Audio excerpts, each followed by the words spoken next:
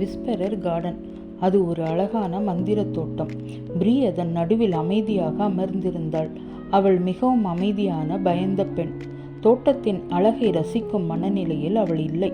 திடீரென அவள் அருகில் இருந்த ப்ளூ லில்லி அவளிடம் சாய்ந்து, ப்ரீ, தரையை உன் கையால் தொடு என்றது. ஆனால் அவள் பயந்திருந்தாள். பிறகு மெதுவாக தன் உள்ளங்கையை தரையில் வைத்து அழுத்தினாள். என்ன ஆச்சரியம்! அவள் விரல்களிலிருந்து பொன்னிற ஒளி ஒன்று தரையில் பரவியது. அவள் கைகளில் அதிசய சக்தி இருந்தது. ஒரு நாள் அவள் தோட்டத்தில் உலர்ந்த ரோஜா செடியை தொட்டாள். அது உடனே மீண்டும் செழித்து மலர்ந்தது. ஒரு நாள் காயமடைந்த நரி, மற்றொரு நாள் சிறகுடிந்த சிறு பறவை. அவள் குனிந்து தொட்டவுடன் அந்த பொன்னிற ஒளி பாய்ந்து அவை குணமடைந்து மகிழ்ச்சியுடன் சென்றன. அந்த தோட்டம் மெதுவாக மாறியது. ப்ரீயின் பயம் குறையத் தொடங்கியது. ஒரு நாள் தன் அழகிய பொம்மையை தொலைத்த சிறுவன் அழுது கொண்டிருந்தான்.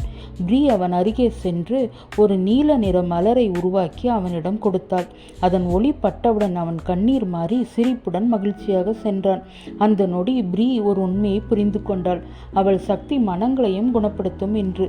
அன்று முதல் பயந்த பெண்ணல்ல, அவள் அந்த மந்திர தோட்ட காவலாளியாக மாறினாள். அவள் சென்ற இடமெல்லாம் புதிய நம்பிக்கை, மகிழ்ச்சி, தைரியம் மலர்ந்தது.